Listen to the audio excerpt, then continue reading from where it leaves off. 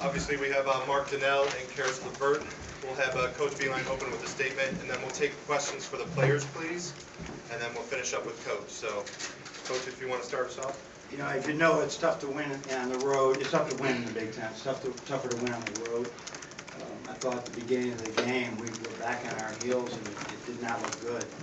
But credit these guys for how hard they worked defensively to get it. You had to get stops. We just had to get stops, and we were able to do that. So back in my mind was always thinking last year we didn't have a lead that big, but it was big going down the stretch, and we sort of gave it right back to them.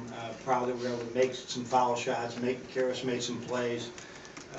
Derek banked in a three, but we deserve one of those every now and then. We've had that happen the other way as well. So we'd like to welcome any questions for our players, please. Karras, oh, sorry. I was going to say, I guess, Mark, when did you start to feel, did you feel anything different early today, or where did not only just the production, but the aggressiveness come from? Well, it came really from, Karras gave me a few assists, just easy baskets early in the game. Kind of got rolling on that, and then kind of, stepped up defensively, got some blocks, and, we played really well defensively. So I think everybody kind of fed off each other. Karras again, playing against John Gross, who originally recruited you. What did you guys talk about in that little brief moment after the game? He just told me I had a great game. If he didn't see me again, then I had a great career at Michigan. Did he say he hopes he doesn't see you again? No, he didn't say that.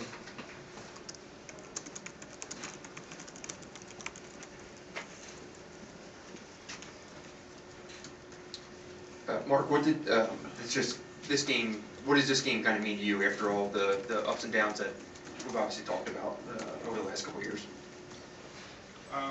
It's just a great team win. As Coach said, these road games in the Big Ten aren't easy to come by, and any game that we can get a win, I don't care about my personal stats. I'm just happy to get a win. I heard John say to you, I've seen it in practice. You can do this. This is you coming out of the second half, I guess. What is that the confidence meant that you're still able to get on the floor after all the shuffling in the lineup? Yeah, I'm just appreciative of the opportunity, and I'm trying to take the most advantage of it. Anything else for the Michigan players? Jacob, anything? Yeah, Karras, at what point did you realize that Mark was going to be a big factor in this game? You obviously saw him out.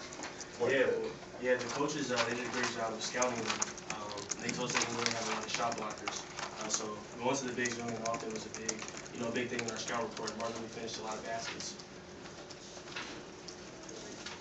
Okay, guys, we're done.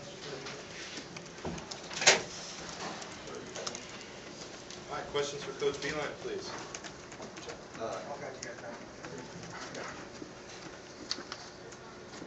John, I think I heard you mention that Monday on the radio show that you had a couple of secret weapons, maybe tricks up your sleeve, I think was the phrase you used. But can you confirm that Mark might have been one of those? Well, we've been seeing him make progress because for some reason when people get on that scout team, they just play like he was finky all week, and we couldn't stop him. He was picking and popping him, knocking him down, going after the backboard.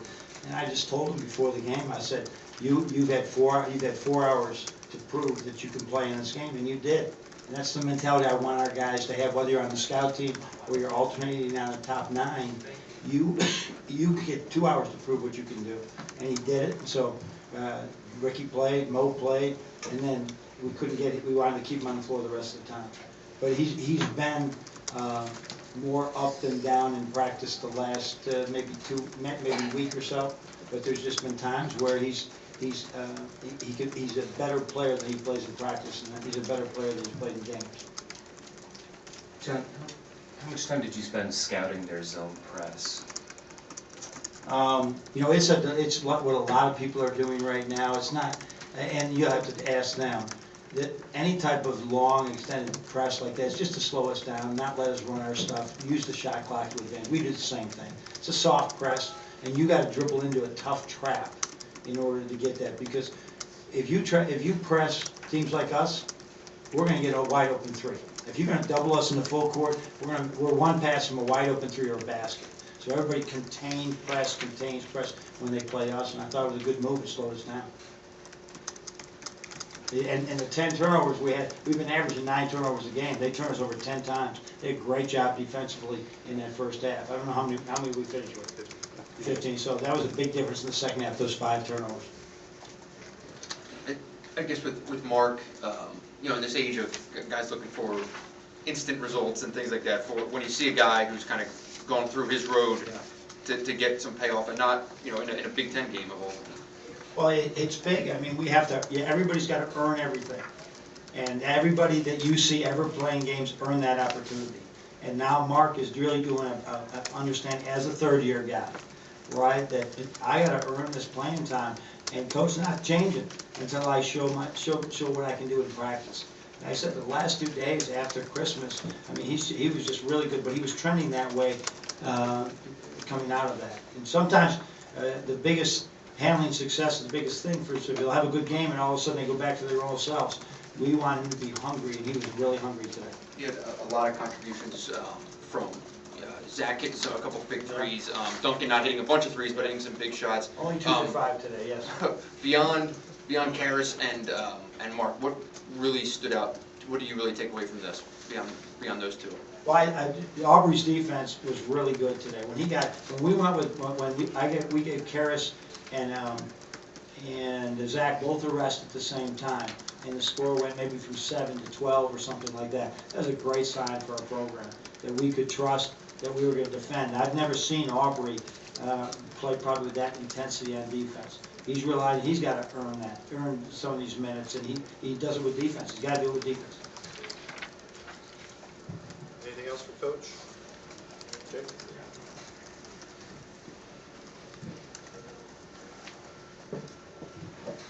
You kind of touched on it with Karras and Mark carrying most of the load in the first half. In the second half, you had Aubrey and Duncan and Zach making some big shots. How important was it to kind of get those guys going to get back in the game in the second half? Yeah, people are going to load up on Karras. I mean, they're going to load up and make other people beat us. Well, you can't load up too much off Duncan.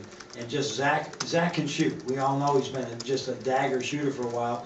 And you know, they said he went like a golfer that goes through a putting slump. He's starting to straighten it out, but it gets in your mind.